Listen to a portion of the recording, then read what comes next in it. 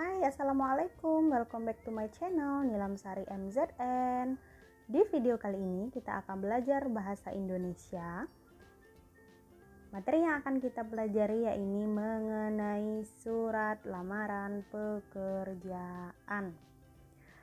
Ayo, siapa yang sudah pernah buat surat lamaran pekerjaan? Ada yang udah pernah belum?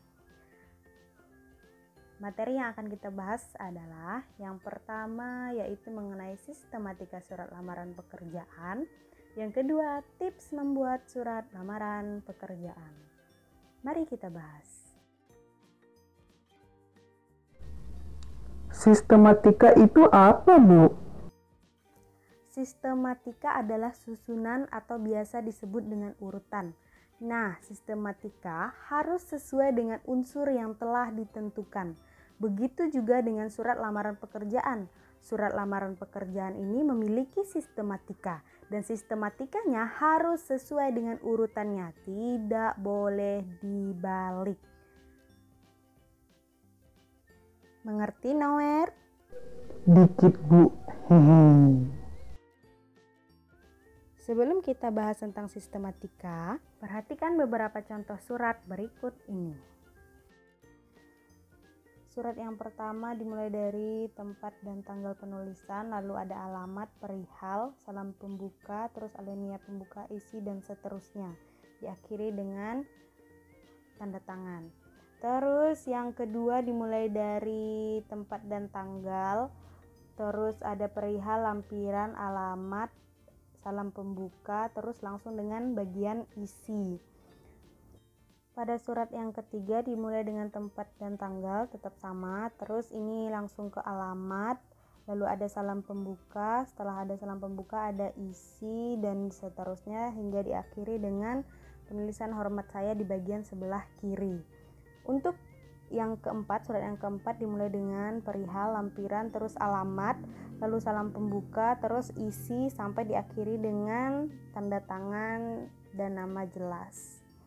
Selanjutnya ini suratnya dimulai dengan tempat dan tanggal sama, terus ada alamat, terus ada hal atau perihal, salam pembuka, isi sampai ke penutup lengkap dengan tanda tangannya. Sekarang kita bahas sistematika surat lamaran pekerjaan. Yang pertama ada tempat dan tanggal penulisan surat, yang kedua ada perihal dan lampiran, yang ketiga alamat surat, 4 salam pembuka, yang kelima ada alinea pembuka, yang keenam ada isi, yang ketujuh ada penutup, dan yang terakhir itu ada tanda tangan dan nama jelas pelamar. Ini adalah sistematika surat lamaran yang baku atau yang secara umum sistematikanya ini yang digunakan.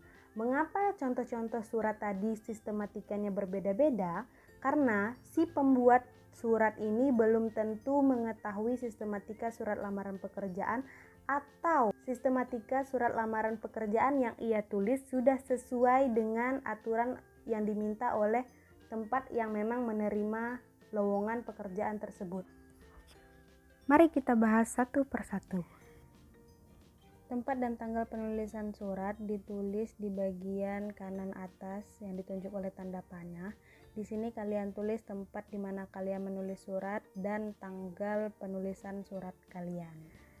Yang kedua, perihal dan lampiran silahkan ditulis di bagian kiri setelah penulisan nama tempat dan tanggal penulisan surat.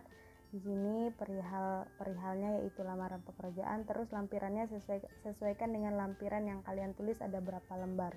Penulisan lampiran tidak boleh menggunakan angka, harus menggunakan huruf. Alamat surat silahkan ditulis di bagian bawah setelah lampiran, boleh dilengkap satu baris. Tulis langsung yang terhormat, tidak perlu kata kepada. Terus di bagian akhirnya tidak boleh menggunakan tanda titik. Selanjutnya salam pembuka, cukup kalian tulis dengan hormat saja di bagian bawah setelah alamat surat tujuan kalian. Tanda koma jangan lupa ya.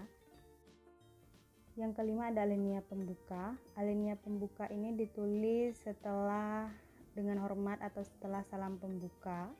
Alinea pembuka ini merupakan penilaian awal surat yang Anda tulis. Alinea ini menentukan apakah surat Anda layak dibaca sampai akhir ataupun tidak. Dalam menulis sebuah surat lamaran pekerjaan, pelamar perlu menuliskan sumber lamaran pada alinea pembuka. Jadi pelamar harus menulis dari mana pelamar mendapatkan sumber lowongan pekerjaan tersebut. Jika lamaran tidak berdasarkan suatu sumber, maka tidak perlu ditulis, langsung tulis bagian isinya saja. Dan di bagian isi ini ada 3 hal yang harus kalian tulis. Yang pertama itu ada identitas. Nah, di identitas ini kalian tulis identitas ringkas kalian saja, karena nanti akan kalian tulis secara lengkap di riwayat hidup. Identitas yang harus kalian tulis adalah nama, tempat tanggal lahir, alamat, pendidikan terakhir, dan nomor telepon. Terus kalian juga harus menuliskan maksud dan tujuan kalian menulis surat tersebut, yaitu berisi mengenai alasan kalian melamar pekerjaan tersebut. Terus yang terakhir, kalian harus menyatakan lampiran, berisi apa saja yang akan kalian lampirkan. Jadi kalian boleh melampirkan apa saja yang bisa kalian lampirkan untuk membantu menunjang keberhasilan kalian dalam melamar sebuah pekerjaan. Yang ketujuh itu ada penutup. Di dalam penutup surat lamaran pekerjaan ini ada beberapa hal yang memang harus kalian tulis demi menunjang surat lamaran pekerjaan kalian. Yang pertama, penutup surat seperti biasanya. Yang kedua, harapan kalian mengenai surat yang kalian tulis. Terus yang terakhir yaitu salam penutup. Sistematika yang terakhir yaitu tanda tangan dan nama lengkap. Pada surat lamaran pekerjaan, tanda tangan dan nama lengkap ditulis setelah salam penutup di bagian pojok kanan bawah. Berikut ini penulisan tanda tangan dan nama lengkap yang benar. Pada gambar yang pertama ini letaknya sudah benar, terus ada hormat saya, terus nama lengkap, tetapi sayangnya tidak ditandatangani. Terus untuk yang contoh yang kedua ini sangat tepat sekali, ada hormat saya, terus ada nama lengkap dan ada tanda tangannya juga.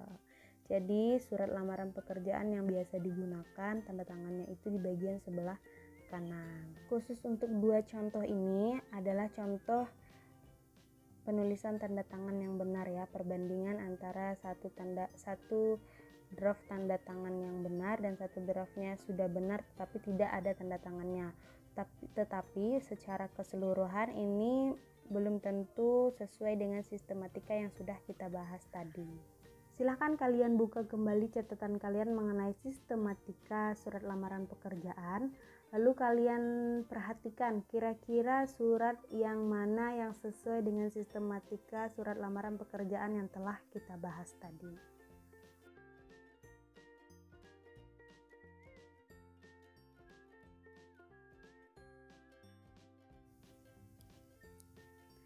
Tips membuat surat lamaran pekerjaan. Tips yang pertama adalah pastikan sumber lowongan pekerjaan yang akan Anda lamar merupakan sumber lowongan pekerjaan yang terpercaya. Sumber lowongan pekerjaan sangat berpengaruh terhadap surat yang akan kalian tulis, karena sumber itu akan kalian tulis pada bagian alinea pembuka. Tips yang kedua yaitu tulis sesuai dengan sistematika surat lamaran pekerjaan. Kalian bisa pakai sistematika surat lamaran pekerjaan yang sudah kita bahas tadi, tetapi dengan catatan kalian harus memperhatikan karena ada beberapa instansi yang memang surat lamaran pekerjaannya sistematikanya sudah mereka yang tentukan. Jadi apabila sistematika sudah ditentukan oleh instansi yang akan kalian lamar, gunakan sistematika tersebut. Tetapi jika tidak ada, kalian boleh gunakan sistematika yang sudah kita bahas pada video ini. Tips yang ketiga yaitu tulislah surat lamaran pekerjaan secara manual. Sebaiknya menulis surat lamaran pekerjaan itu secara manual atau menggunakan tulisan tangan, karena itu lebih disukai oleh beberapa instansi dan beberapa perusahaan yang akan kalian lamar.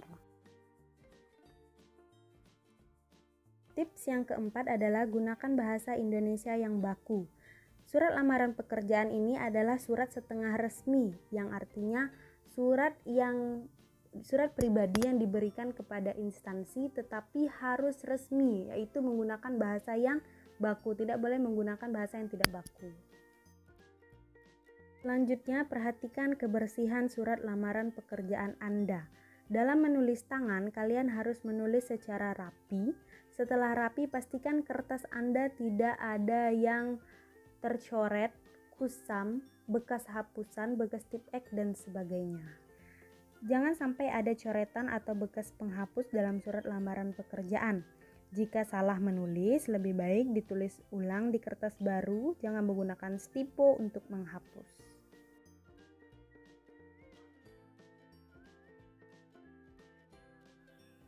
Sekian materi kita kali ini, sampai ketemu di materi selanjutnya.